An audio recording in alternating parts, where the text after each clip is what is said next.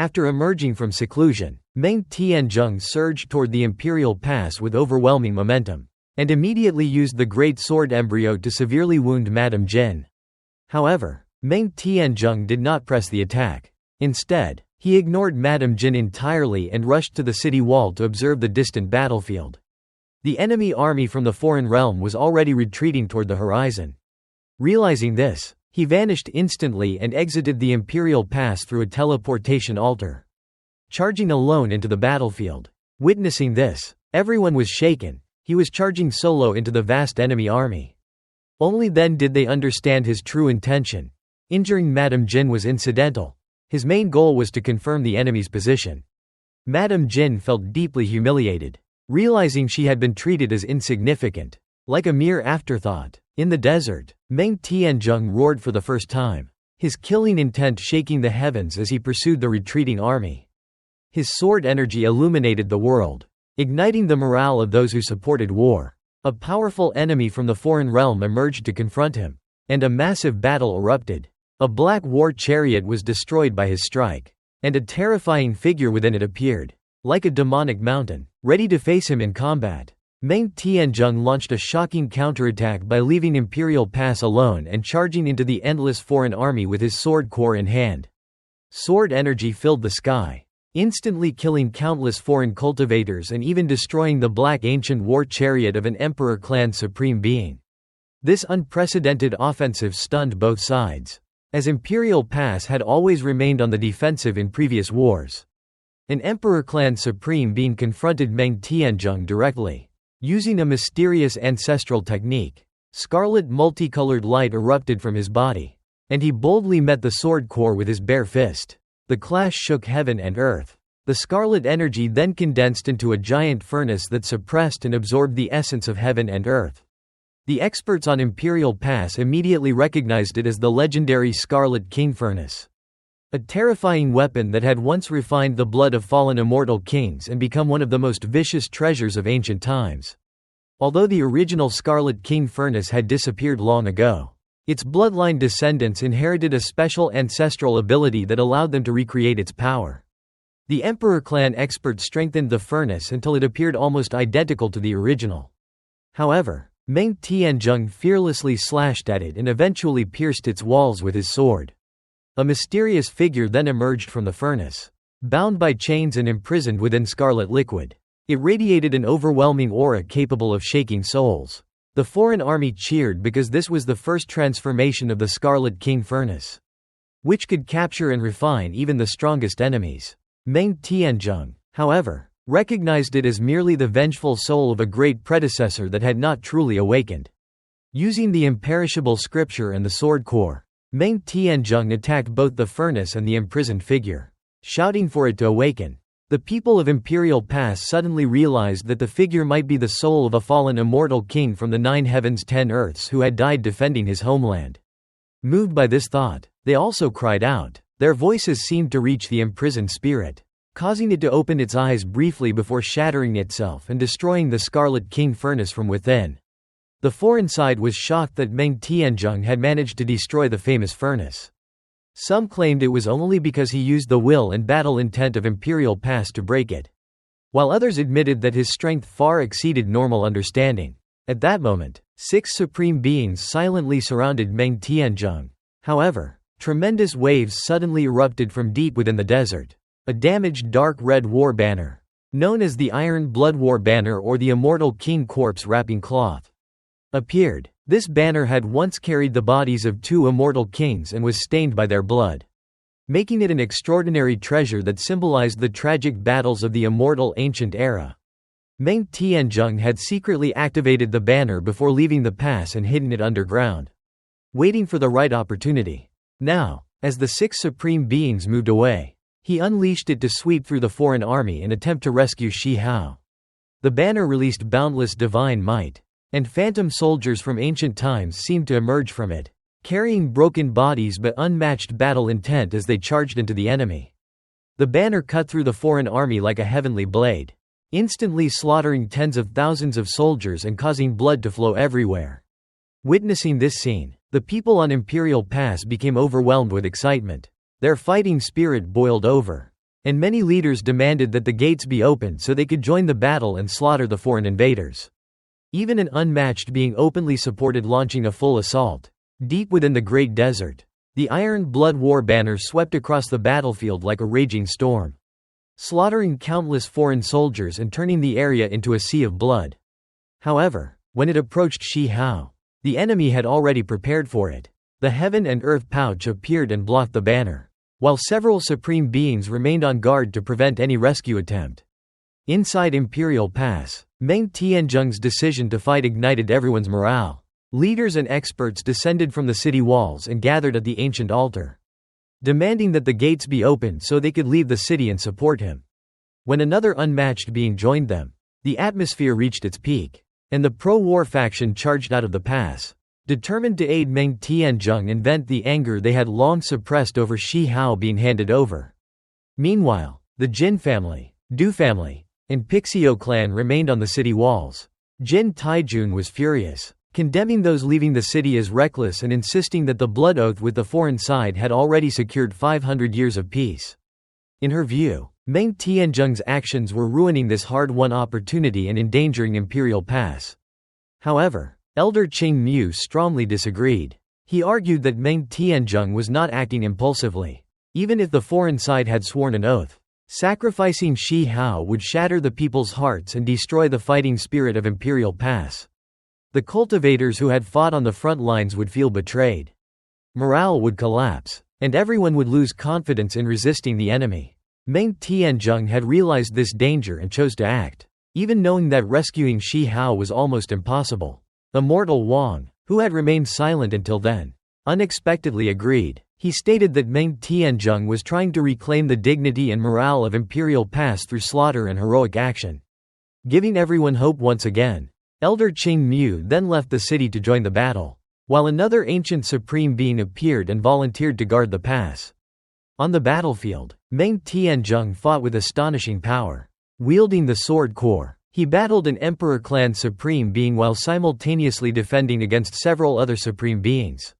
Even under such pressure, he managed to slash one of the enemy supreme beings in half. When three unmatched beings from Imperial Pass arrived to support him, the pressure eased somewhat, but Ming Tien Jung still remained the central force of the battle.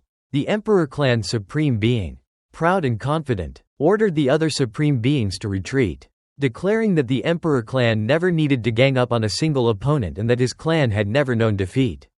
Yet Ming Tien Jung's strength shocked everyone. He severed the head of the already wounded supreme being, and although the enemy did not die immediately, he was gravely injured. Determined to finish him, Ming Tien Jung charged forward. The other supreme beings tried to stop him, but after activating the imperishable scripture and unleashing overwhelming divine power, he broke through their defenses. Before the enemy could react, the headless supreme being exploded completely, causing strange heavenly phenomena and shocking everyone present.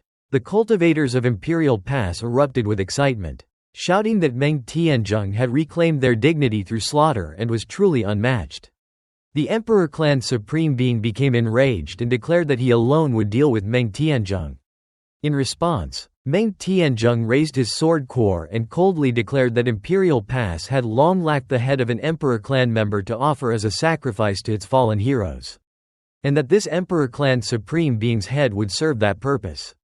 After Shi Hao was taken away, Ming Tien Jung declared that Imperial Pass needed the head of an Emperor clan member as an offering to its fallen soldiers. His words shocked everyone because the Emperor clans were considered invincible beings who rarely appeared and had not been injured for countless years. The Emperor clan supreme being, Kai Pu, laughed and challenged Ming Tien Jung. Wielding a black heavenly spear engraved with immortal symbols, he launched a terrifying attack that filled the sky with black mist and made even the stars tremble. Ming Tien Jung responded by drawing his sword core, and the two engaged in an earth-shattering battle. Their clashes shattered space and created devastating shockwaves that other supreme beings had to block to protect the armies. Kai Pu displayed the legendary immortal severing finger, a secret ancestral technique said to be capable of killing immortals. Meanwhile, in the distance, the foreign side prevented the Iron Blood War banner and the Ten Realms diagram from rescuing Shi Hao by using damaged immortal artifacts. The Ten Realms diagram tried to pull people away, but its efforts were neutralized. The treasures eventually returned to protect the forces of Imperial Pass. A foreign supreme being then announced that Shi Hao would be taken away. Everyone watched as the chained and shackled Shi Hao was carried off in a special prisoner chariot that disappeared beyond the horizon and crossed into enemy territory. Qing Yi, the heavenly horned ant, and the others could only watch helplessly as Huang vanished from sight. Filled with rage and grief, Ming Tien Jung roared, his voice shaking heaven and earth. However, his distraction allowed Kai Pu to wound him deeply with the heavenly spear. Realizing his mistake, Ming Tien Jung unleashed his full power. His gates opened, his divine abilities erupted, and he fought like an unmatched war god. Eventually, he slashed Kai Pu's arm and severely injured him, becoming one of the few people in this era capable of wounding an Emperor clan member. As the battle continued through outer space and back to the desert, another foreign supreme being, In Yi, launched a surprise attack. His spear pierced through Meng Tianjung's back and chest. To everyone's horror, Meng Tianjung was gravely wounded. Yet he immediately retaliated by putting away his sword core and summoning his ancient iron blood longbow, a cursed weapon from his youth that was said to kill heaven, earth, immortals, and even its own user. Using his own blood essence as arrows, Meng Tianjung drew the bow. The first arrow locked onto an Yi supreme being, who could not move or escape. It pierced his forehead and exploded his skull, instantly killing a supreme being and causing heaven and earth to mourn. Meng Tianjung then fired again. Even Kai Pu's nearly immortal shield was destroyed, and one of his arms exploded after blocking the arrow. Another blood arrow killed a supreme being who was attempting to activate an immortal artifact. However, using the bow exacted a terrible price on Meng Tianjung, leaving him pale and weakened. Despite this, he drew another blood arrow and aimed it directly at Kai Pu. Declaring that Imperial Pass had always lacked the head of an emperor clan as a sacrifice to its dead and that today he would take Kai Pu's head for that purpose. Meng Tianjung drew a dark red giant bow and condensed a blood-colored divine arrow from his own essence blood. The arrow was beautiful like red crystal but carried terrifying killing power. The foreign side realized he had gone mad and tried to stop him with immortal artifacts. However, Elder Qing Mu controlled the Iron Blood War banner and smashed the damaged violet gold hammer away, while the Heaven and Earth pouch and Ten Realms diagram also clashed, causing heaven and earth to tremble. Both sides activated numerous immortal artifacts and entered a direct confrontation. The cultivators of Imperial Pass were filled with hatred because many of those immortal treasures had originally belonged to the Nine Heavens before being seized by the foreign side. Meanwhile, Emperor Clan Supreme being Kai Pu was furious and humiliated. As the descendant of an undying king, he had lost an arm and now needed others to protect him. Meng Tianjung continued gathering strength and finally released the blood arrow. Kai Pu was once again sealed and could barely move. He spat out blood and used his heavenly spear, his future Dao weapon, to block the attack. Although the spear collided with the arrow and dispersed it, the blood arrow unexpectedly reformed and attacked again. Kai Pu used divine swords, ancestral methods, and barriers, but none of them worked. In the end, the arrow pierced through his shoulder, exploding and destroying nearly half of his body. The entire battlefield was shocked. An undefeated member of an emperor clan had been injured so badly. Kai Pu used his special 5-colored blood to heal himself and regrow his arm. Meng Tianjung then declared that he would definitely take Kai Pu's head. The foreign supreme beings activated their immortal artifacts to stop him, but Imperial Pass countered them. Since the treasures balanced each other out, several foreign supreme beings personally rushed toward Meng Tianjung to save Kai Pu. Meng Tianjung, however, had completely entered a terrifying state. He rapidly drew more blood arrows from his own chest. One arrow pierced a supreme being between the brows, instantly destroying both body and spirit. A second fleeing supreme being was also shot dead in the same manner. Elder Qing Mu worried greatly because he knew the nature of the dark red bow. Its power came at the cost of Meng Tianjung's own life. The technique was described as one that could kill people, earth, heaven, immortals, and even oneself. By this time, Meng Tianjung's blood essence was nearly exhausted. Kai Pu believed victory was finally his and attacked with his heavenly spear. Meng Tianjung released another darkened blood arrow. Sensing danger, Kai Pu used a mouthful of precious five-colored ancestral blood inherited from his undying king lineage. The blood contained fragments of an immortal king's power and successfully erased the blood arrow. However, the moment the arrow vanished, a terrifying force hidden within it still penetrated Kai Pu's body and completely sealed him. Ming Tien Jung explained that his strength did not come from bloodline power. The blood essence merely served as a medium. His true power came from his own cultivation and battle aura. With Kai Pu unable to move, Ming Tien Jung stepped forward, summoned the everlasting sword core, and swung it down. With a single strike, he cut off Kai Pu's head. Ming Tien Jung fulfilled his promise and personally beheaded a descendant of an emperor clan, intending to use the head as an offering to the heroic spirits and predecessors who had died defending the Great Desert in the past. Kai Pu, a supreme expert from an emperor clan and an undefeated being at the peak of the mortal Tao, was beheaded by Ming Tien Jung.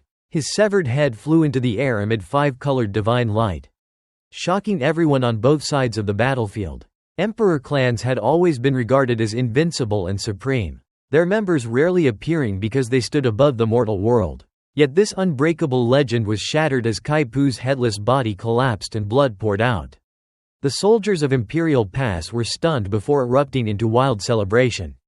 They had suffered oppression and defeat for countless years, so seeing an Emperor clan member slain was an unprecedented glory, perhaps not seen since the immortal ancient era. Many wept with joy, shouting that the supposedly invincible Emperor clan had finally been defeated.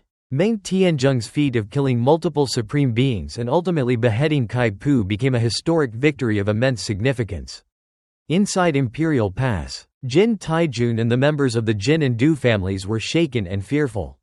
They had believed Ming Tien Jung's decision to leave the city was reckless and even expected him to die outside the pass. Instead, he returned covered in glory, his achievements so dazzling that they now feared the consequences of opposing him. The foreign army, on the other hand, fell into complete silence. They found it impossible to accept that an Emperor clan supreme being had been defeated and beheaded. To them, this was a great humiliation and a symbol of failure after 2 eras of dominance. Their supreme experts activated immortal artifacts and demanded that Kai Pu be returned. But Imperial Pass answered with the 10 Realms diagram and the Iron Blood War banner, leading to a massive confrontation in which neither side could gain an advantage.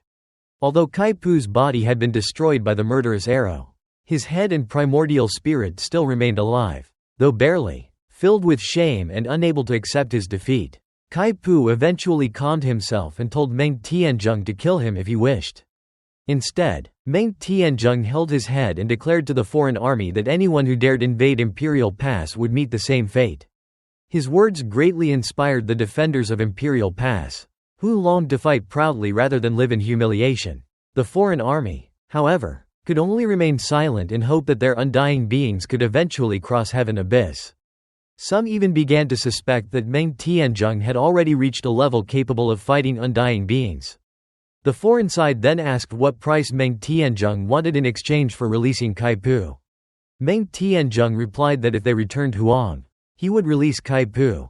Both sides knew this was nearly impossible, as Huang had already been taken away and the foreign side never compromised or exchanged captives. Their laws were cruel, and the dignity of the undying kings would never allow such a retreat.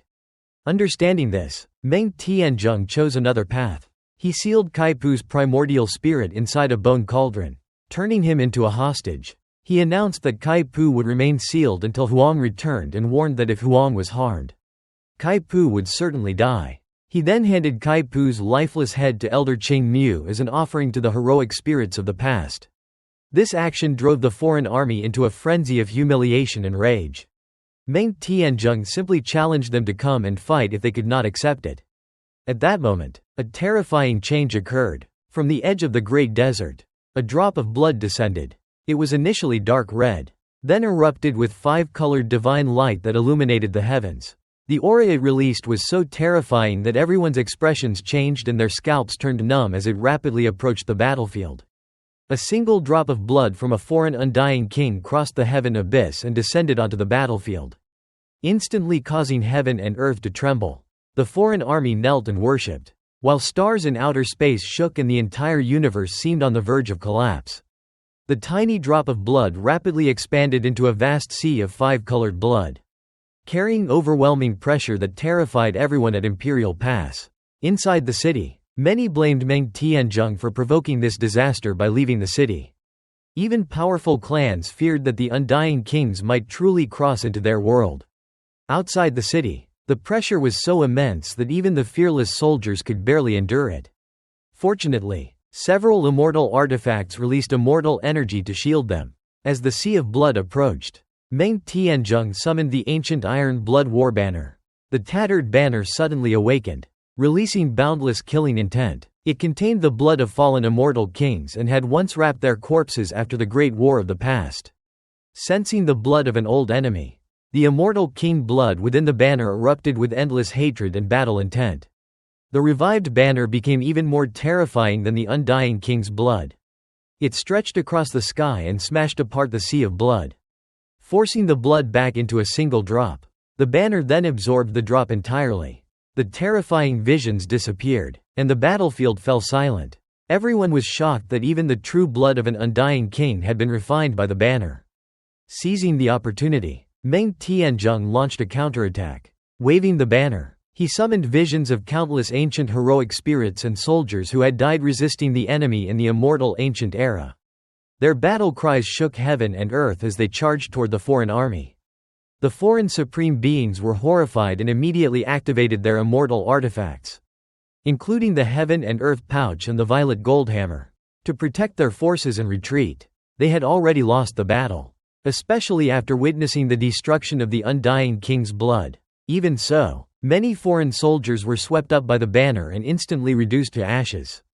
Inspired by this unprecedented victory, the cultivators of Imperial Pass became excited and joined the pursuit. Meng Tien Jung, Elder Qing Mu, and others activated immortal artifacts such as the Ten Realms Diagram and the Nine Phoenix Furnace to chase the retreating enemy across the Great Desert. However, when they reached the edge of Heaven Abyss, Meng Tien Jung suddenly ordered everyone to stop. Beyond the abyss stood several terrifying figures hidden within eternal mist. Their auras surpassed the peak of mortal Dao, and they seemed to be studying Heaven Abyss, searching for a way to cross it. At that moment, Meng Tien Jung staggered and coughed up blood, revealing that he had paid a heavy price for his earlier battle. Though pale, he declared that he was fine and gazed toward the foreign land with regret, asking when they would finally be able to invade the enemy's territory. The cultivators then escorted him back to Imperial Pass amid thunderous cheers. This was an astonishing and unprecedented victory. However, many people remained uneasy, especially the Jin family, the Du family, and other factions that had opposed Meng Tien Jung. They feared that now that he had returned alive and victorious, he might finally settle accounts with them. And even Jin Taijun was deeply anxious, knowing that she could become his next target.